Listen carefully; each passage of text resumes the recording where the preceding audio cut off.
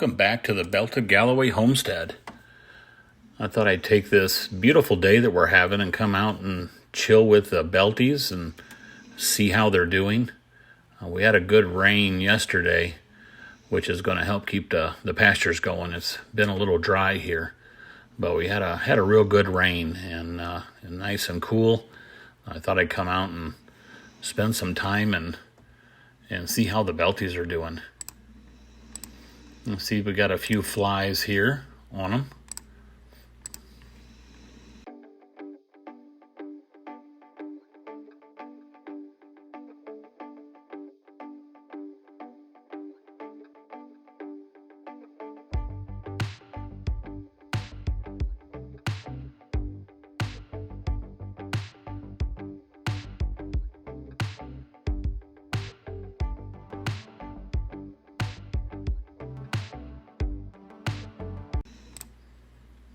Oh man, look at that big black horsefly on Maddox.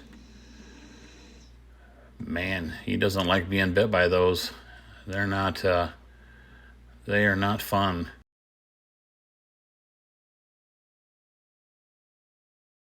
Look at that, man, that's a big old fly.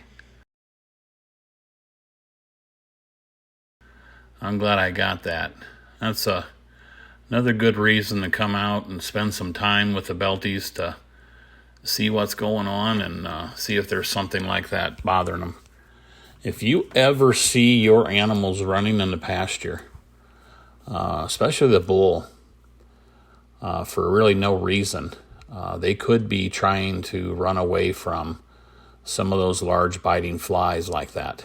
I've had that experience with Maddox when one of those flies got on him and he just tries to run from it. So go out there and check them and see if they've got an aggressive fly on them. Here's Gracie here, taking it easy. Got some sad news with Gracie. She had her calf the other day, but it was stillborn. And it was about half the size as it should have been. She normally calves about in the 60-pound range. 66, 68 pounds, and this one was 30 pounds. So it looked fully, formed, no issues other than it being small and half the weight. So had the vet come out and check her, and she's looking good. Couldn't find anything wrong with her. She's had a little bit of separation anxiety, wanting to know where it's at here. But she's getting better, and that so it's a shame to lose a calf. It's a year cycle, 9 months gestation. So it's a big loss.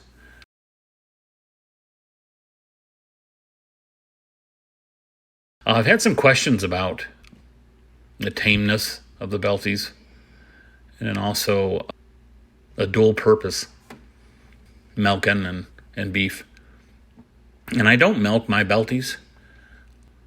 I don't share the milk with the calf. Oh, there's Wendy. Hey, Wendy. She woke up. She was over there sleeping in the grass. And she's wondering what's going on. But as I was saying, I don't milk my belties. They do have a smaller udder, and I'll try to address that in another video showing the difference between a belty or even just a beef cattle and a dairy cattle, which I know they can get like 5 gallons out of a dairy cattle a day, and maybe even a milking. But yeah, if you're going to share it, you might want to get a glass or a quart or something of milk a day. But I don't do that, and I'll try to look at that and then see if I can get them up and show her your udder. She got a small udder compared to a dairy cattle. But the tameness, it's a long process, and I thought I'd talk about it a little here and show how tame the belties are. Been working with them for a long time, and it's you can see videos online for people, getting cattle ready for 4-H or a show, some kind of a fair. So they got those, where they done that. And usually they take those calves away from the mother and they bottle feed them. And then the calf becomes dependent on you. And you got to feed them twice a day. And that. But I don't do that with the belties. Basically, I use a little bit of cracked corn and work with them. So I'll be doing some future videos on that to kind of show that process. But I wanted to come out, spend some time, chill with the belties, and then just give you some highlights on how tame they are and how awesome the belty breed is. An important thing to keep in mind is to never put yourself in a position where you can get injured. So you need to watch where they're stepping so they don't step on your foot. And then you need to watch that you're not putting your face above their head. So if they happen to come up and hit you in the face. And also don't want to put yourself in behind a rear leg, where if there is a big old horsefly comes in there and bites one of them, you're getting kicked for no reason at all. And so just one thing is not to put yourself in a position where if they were to do something that you could get injured. Belties in general are a tame breed. They like to spend time with you. Like to be scratched. I can see there Gracie loves having her front legs rubbed also. She normally moans, but she didn't this time. She just put her head up and enjoyed the rub. A little thank you there for the scratching and the rubbing. I think sometimes they communicate where, do that again. They want that. They want some more of that. She's like, yeah, I want some more of that. But she's been a good cow. 12 years. Vet says she's in good shape. Got plenty more years with her. Yeah, get the other side.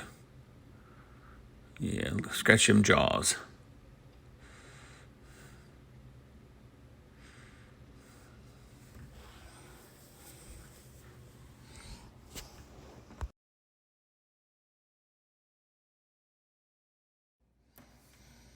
So here's Gracie's udder.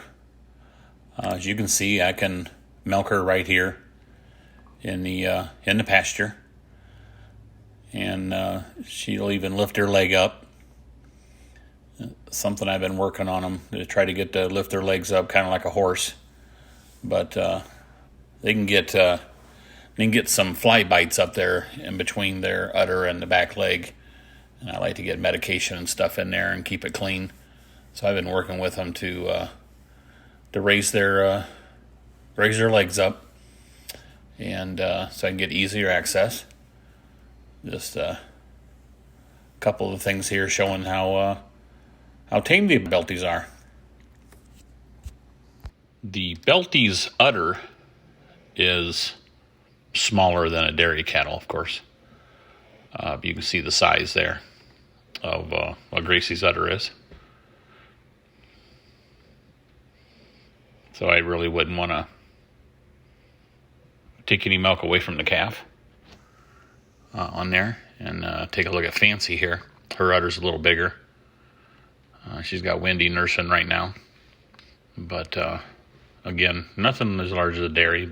And I'll be doing a video in the future to explain the difference. Gracie says, thanks for watching. Please subscribe and hit that notification button so you can see the next exciting video from the Belted Galloway Homestead. Thank you again.